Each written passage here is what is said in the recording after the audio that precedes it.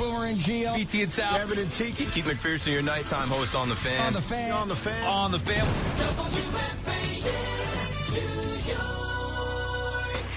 It's WFAN Daily, hosted by Pete Hoffman. Yo, what's up? It's another episode of WFAN Daily with your host, Pete Hoffman. I'm live at MetLife still as we wrapped up this Giants-Chiefs Sunday night game. We'll get to that in a second, but I want to start with some good news. The New York Yankees won, unlike any other New York team today. The New York Yankees won. Now, I'm not talking about exhibition hockey, so I'm not going to get into Rangers and Devils. I'm just talking about the major sports that had regular season games. There were 4 games. The Yankees won. They went to Baltimore, did their job. Like, that's what you do. When you need to win games and you play bad teams, you should win those games.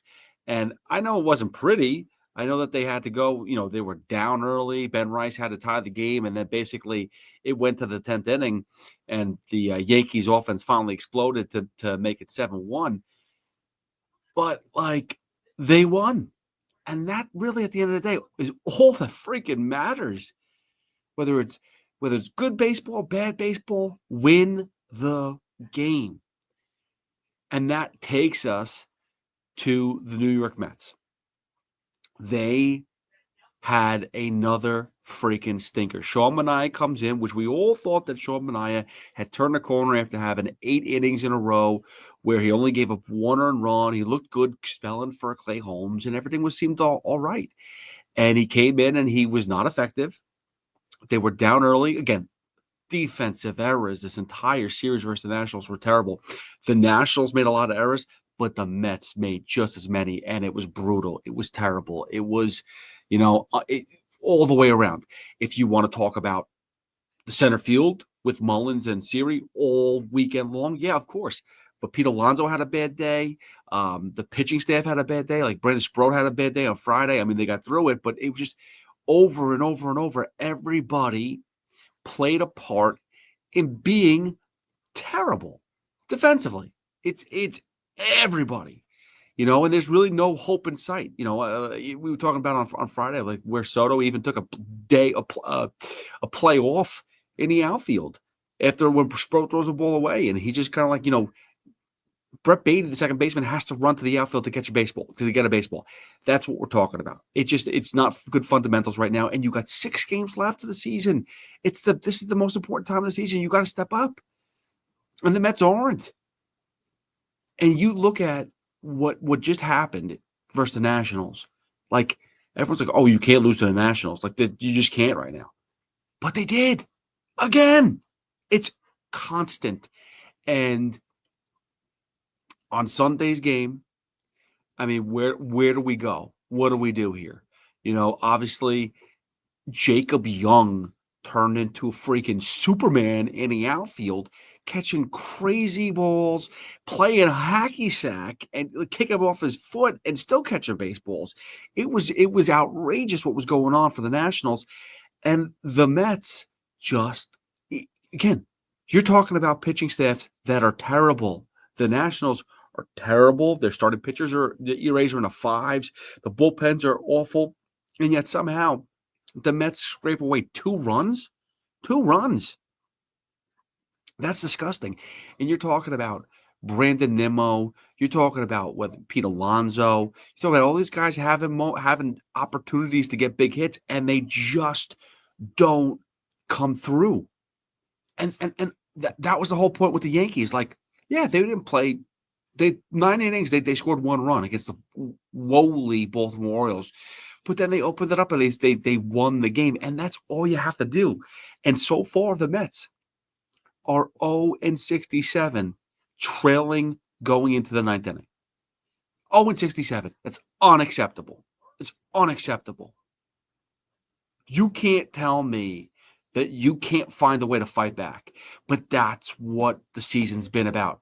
Whether it's early in the game, they score runs, and then they just give up their plate appearances, and their bats just die, and then all of a sudden their opponent wakes up and catches fire, and shuts them down offensively, but then they wake up with their bats because they're beating up on bad bullpen pitchers, and then they find a way to win the game. Or like we've seen in the past too, where like they just crush our starting pitching, and then our offense is like, all right, I guess we should do something, and they don't do enough. Maybe one inning they'll score like 5 runs, but they're down 7-5, and they still can't score enough. It's all season long, the same crap, and it is by far the most annoying season I've ever seen, because basically the Mets have played well enough to be in the mix, but they could never get over the hump. They have been mediocre, like the rest of the league, and they just can't. They don't have that killer instinct. And I said it earlier, and I'll say it again. Like that magic that was here last year, it's totally gone. There is no magic with the New York Mets. It is lost. It is gone. And they have no fight in them. They don't. And I know it was 2 weeks ago when I came to the eureka moment of, oh, my goodness, the Mets, they're not going to make the playoffs. And I'm pissed. Like, I didn't want that to be right. But right now, honestly, with 6 games left and the Reds taking that last spot in the playoffs because they have the tiebreaker, I honestly think that the Reds have turned into what the Mets were last year, what the Braves were when the Mets had the division in 2022, and then all of a sudden they lost the division. They had the Mets had the lead in for the division lead the entire season. They won 101 games. That wasn't good enough. The Braves took the division. Here, the Reds haven't been in a playoff spot since April 5th. And now we're talking about September 22nd. We're waking up and going, oh my God, the Mets aren't in the playoffs anymore. And the Reds are there. There's 6 games left. You tell me with the cake schedule the Reds have, which game are they losing? I can tell you which ones the Mets are losing. Even if they sweep the Cubs, which they're not, they're only going to win 2 or 3 versus the Marlins, because what's going to happen is the same thing that happens all the time. They're going to go into game 162 and they're going to blow it like they've done over and over and over. And I just don't understand how it keeps on coming back to this. Like, it's a different team. It's a different ownership. It's a different players, different coaches, different managers, different everything. And yet somehow the Mets still do Mets stuff. The Mets still are this team that I talked about it with Rico Bronya with Evan on Friday. I talked about it with Sal during the week too. Like, when's the last time the Mets were able to actually celebrate during the season? 2015 we got to go back to, because they haven't been able to do it the past few years. In 2022, they were trying to win a division. They still haven't won the division. It's 3 years later, and the Mets haven't won the division. So this has just been going on forever, and it's tiring, and it's frustrating. And the worst part about this is they're going to blow it. They're not going to be in the playoffs, and the offseason is going to be completely overshadowed with, oh, well, what do you do with Edwin Diaz and Pete Alonso now? You got to bring them back, right? You're going to talk about Pete Alonso and Edwin Diaz like those are the only moves the Mets need to do. No, they got so much to do, and we'll get into it. Once this season is officially done, we'll get into it on the Rico Bronya.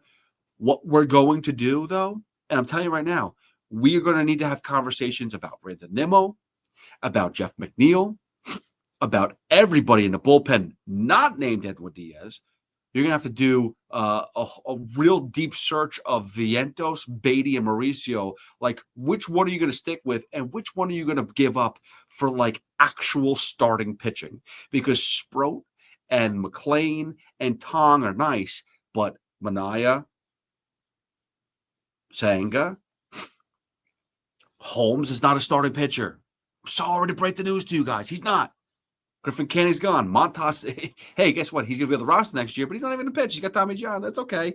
Tyler McGill might have Tommy John surgery. Not like I was sitting there saying, like, oh, Tyler McGill's going to be the rescue here. But David Peterson, we really have to think about him. What is David Peterson? So there are so many pieces to this Mets puzzle that we're going to have to go through. The catching situation, is Francisco Alvarez actually an asset?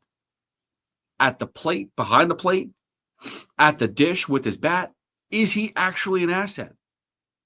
Center field is going to be a key piece. You're not going to be able to. I'm not going to live with Tyron Taylor anymore. And I love Tyron Taylor. He was fine. I was fine with him and Bader as a combo last year. I was fine with that going into this season. They didn't want to bring Bader back. They did not want to bring Bader back. And I know that because he was waiting around for a contract, an offer from the Mets. Never came. I know that for a fact. Instead, we went, with Jose Siri, who I'm not blaming him for getting hurt. But when he's played, he's been dog shit. Okay? He's legitimately cost us games. Between Cedric Mullins and Jose Siri the past few games, I mean, when do you see a bases clearing or an inside the park home run in the late innings? Like, you got to be kidding me. You're telling me that you were playing that awful a defense that you allowed someone to hit an inside the park home run? And I know Cedric Mullins played the ball terrible, played off the wall, but you got to recover. You have to be like, dude, I'm not catching this. So where's the bounce coming? Where's it going to ricochet off of? Like Soto, the one thing I'll give him credit for is he reads those bounces off of the wall 1,000 times. Like, he'll look at that and be like, I'm not catching that shit. What am I doing? All right, here we go. I'll position myself. Cedric Mullins and Jose Siri, I don't know what they're doing. They look lost. And I've heard people go, oh, that's why Brandon Nimmo has to be your center fielder. Brandon Nimmo is not a center fielder. He's barely a left fielder. He's barely a fielder, okay? And I know that he's a fan favorite. He says the right things, but it's time to move on from Brandon Nimmo, okay? The talk is going to be about Pete Alonso. The talk is going to be about Edwin Diaz. But those are just distractions from the actual reality of second base, third base, catcher, left field, center field, and an actual fucking DH. That's the reality. That's the reality. And Alonso's going to – the fact that Alonso's a free agent because he's going to opt out, you can add first base to that list too. So basically you have a shortstop and a right fielder. That's what they currently have right now. Those are the two positions they're locked in on. I'm sorry, but I'm not sitting here and kissing ass on these kids. Like, Brett Beatty hasn't done enough this year for me to be like, wow, he is the real deal. Mark Vientos took a step back. Yeah, he totally did. Ronnie Mauricio, completely disappointing. Luis Angel Acuna, I was excited for him to play, but his playing time has been diminished. And when he does get in, he doesn't really do anything. And partly because he doesn't, it's kind of like they're frozen. Mauricio and Luis Angel, it's like, hey, you get one opportunity a week. Can you nail this? And they don't. And then we're sitting there going like, oh, well, why do these guys suck? Because they don't get real playing time. So there's a lot to talk about. And David Stearns is going to take a lot of bashing, a lot. And he deserves it. I'm sorry. He really does. What an awful trade deadline. What an awful offseason he had. You can't do that again. Not when you get Juan Soto. Not when you go and say that how this is the, we wanted to change the culture, and yet you're going to collapse again like we've done in years past. It's unacceptable. Let's get to the football because that's the bigger deal. You have two teams in New York that are 0-3. While the Mets are collapsing in Queens, the Jets are collapsing in Tampa. And listen, it was not a close, pretty game at first. Not even like Tampa Bay was running the floor with them, running the gauntlet. They were just making the Jets look stupid. And miraculously enough, the Jets were making some plays, coming back. And the biggest play of the game, which I was excited because I'm like, oh my goodness, I think I'm going to hit my parlay because Tampa Bay is about to kick a field goal. give them, I think it would have been a 9-point lead at that point in time. Game over. I don't think Tyrod Taylor's bringing them back and driving down and winning this game. But whatever. We'll see what happens. Will McDonald gets a block, kick, return for a touchdown, and they have the lead. Unbelievable. Aaron Glenn is doing a crazy, happy dance on the side of the field. Everyone's bugging out. Jets fans are going crazy. Look at the fight. Oh, my goodness. It's amazing. And then guess what? You realize there's still like 1:40 left on the clock. Too much time. Too much time. It's unbelievable. But that was the case. And Tampa Bay drives down the field, and they kick a field goal and win. And this is the problem. I'm already tired of hearing about the moral victories. I'm tired of hearing about, I don't think that was a relatively close game. I think Tampa Bay kind of gave up at a certain point in time, and they have their injuries. They have their issues too. Mike Evans got hurt, so the offense was kind of stuttering here and there. But I ain't very impressed with Tampa Bay, even though they are 3-0. But I'm not very impressed with them. And the Jets, again, they jetted. They figured out a way to lose. It's highly frustrating. They played a really bad first half of the game. They were terrible. They were getting blown out in Tampa Bay. They fought back. That's nice, but you got to fight the whole game. And again, I'm going to tell you right now, there's one guy in particular who gets, and I can't believe how high he gets graded in PFF. Sauce Gardner is not this elite cornerback. I am sorry. I see you study the tape, you look at him, and you can see he is not really impacting plays. He's, if there's a play that, it gets broken up, there's like, a play that maybe he's touched, maybe he's grabbing the offense while the wide receiver too early, but gets away with it. Maybe there's a bad pass. He seems to be getting credit with a lot of stuff that he shouldn't be getting credit for. And yet on plays where he gets beat, it's like, oh, well, they didn't score a touchdown on that, or, oh, whatever. It's like, no, dude. You just got paid. That was the biggest thing. Like Garrett Wilson went out, had a good game today. It was frustrating, but he ended up having 100+ yards, got a touchdown, or close to 100 yards, but got a touchdown and looked the role. Did his job. Sauce Gardner, I'm sorry, but you're getting beat too often. You're not making a lot of tackles. You're definitely not making impactful plays on defense, like turnovers and stuff like that. So what are you doing? What are you doing? It's not good enough. But everyone's sweating Sauce Gardner. And again, I see him in the rankings of PFF, and it's like, oh, he's ranked the highest rated cornerback in the league. Why? What does he do? I just see him get beat by Mike Evans. That's what I see him. Yeah, he's tough to cover. Okay, but if you're the best in the league, shut him down, dude. That's what Darrelle Revis used to do. And finally, we'll just end with the Giants because that was just disgusting. And now, again, both Jets and Giants, 0-3 respectively. And we have 0-6 football seasons to start the season. And next week is not going to be much easier. I know the Jets have a decent matchup with the Dolphins, but the Giants are going to bring in the Chargers in. And how are you supposed to get this team to fight week in and week out when you got ton of media, ton of everybody talking about Jackson Dart? Like, no offense to the kid, but he's played 6 snaps? He hasn't thrown a ball yet.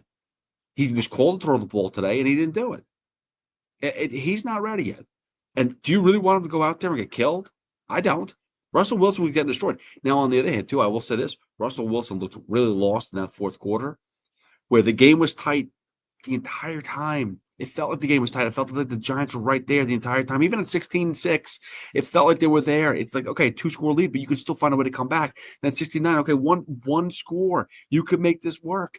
But yet, the offense stumbled a lot. They couldn't. And here's the thing, right? Everyone talked about coming into this game, oh, Russ, you can't rely on the moon ball. It's not going to work. No, it didn't work. It didn't work for the Chiefs. I get that. But Patrick Mahomes was doing it. And I see other teams do it on a weekly basis. So why can't Russell Wilson do it? There was a couple plays where he was short on Malik Neighbors in the end zone. That's a problem, right? If you're going to overthrow him in the end zone. That's one thing, but don't underthrow and then get an interception. Okay. Graham Gano gets hurt in the beginning of the game too, which also added more pressure to this because now you're not really going to get 3 points every drive. You're going to pray to get 3 points every drive. They score a touchdown with Scadaboo and they have to go and go for 2 because, or no, sorry, they did. They had Gillen try to go for the extra point. He couldn't do it. And then Godot finally came out and hit a field goal during the game. But again, by that point in time, it was too late. Needed him sooner than that. It's amazing every year. Like Andrew Thomas on a pitch count, doesn't play enough. Once he's done, it feels like the team is done. You have Dexter Lawrence, who's, I don't know why, but I looked at his percentages from last year and the year before that. And he's playing about, in previous years, 60%, 70% of snaps. He played 40-something% of the snaps today. Like maybe 42, maybe 43% of the snaps on defense. That's one of your top defenders, and he's not on in big spots in the game, coming in on third down.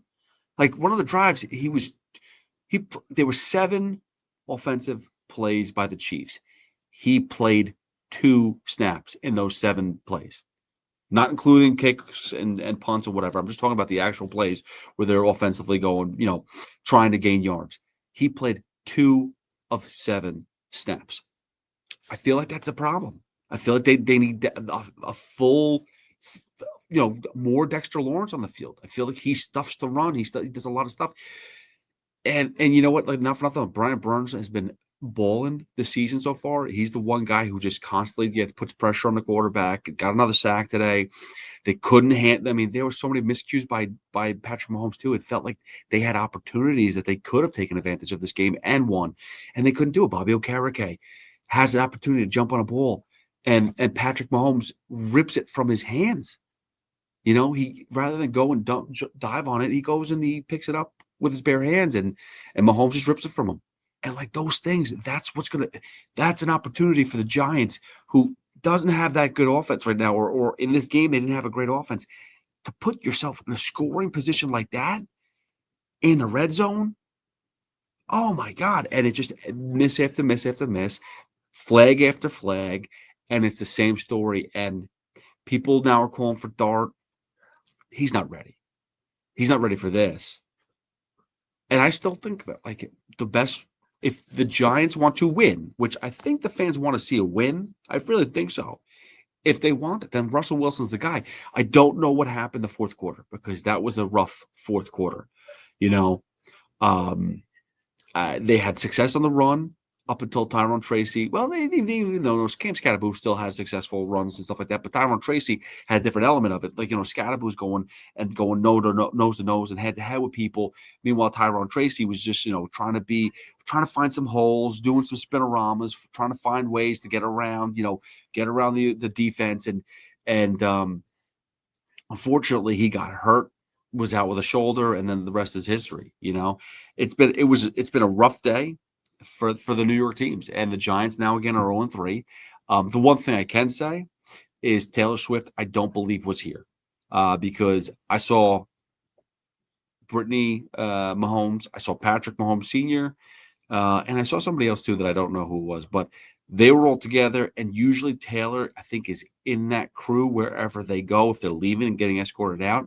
I did not see her with them, so I'm assuming she was not here. I didn't see her on a big screen. I didn't see her on the TV, so I did see a Taylor in the crowd, though. So Lawrence Taylor, he was here. But besides that, it was another rough football Sunday for the locals. The Mets season is over. I mean, I said this a couple of weeks ago when I realized that they were not going to get past when they were playing the Philly series in Philadelphia, that this was not going to happen for them. It's disappointing that I'm right. I don't want to be right. I actually want to be very wrong on this, but clarity hit, and it's frustrating. But you're now talking about 2 football teams that are looking for a top 5 pick again if they can't get it right. And I don't think at this point in time, I don't think either are going to get it right. It's disappointing because there was so much promise with both teams. Defensively, the Giants, you felt it like they have really good pieces. They're just not performing. I mean, Paulson Adebo, Holland. I mean, they have so many good pieces on this defense. Cordell Flott's been stepping up, and yet somehow it is just not working out. They can't make big stops. They make too many stupid penalties, and then they gave up too many points.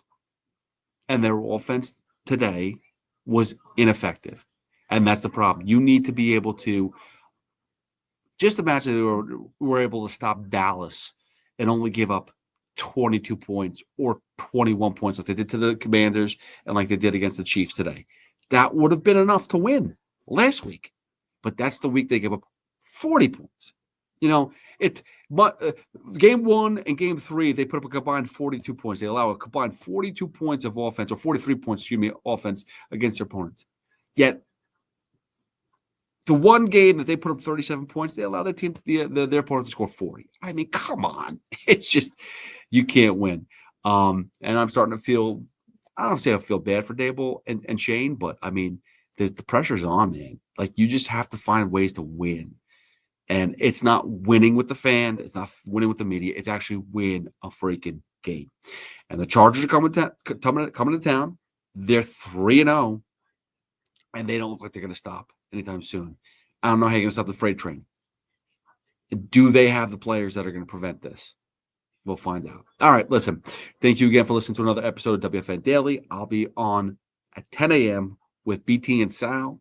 So get ready for that. That should be fun. None of us hit our parlays, so another week that didn't happen. But I got 10 points in the perfect parlay because I picked against the home teams to win.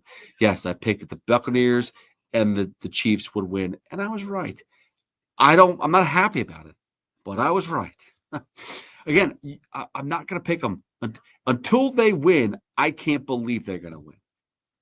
They can go 0-17 at this point in time. It's ridiculous. All right, guys, I'll see you guys later. Have a good one. Again, follow me at Hoff WFAN, and enjoy your Monday morning. Peace.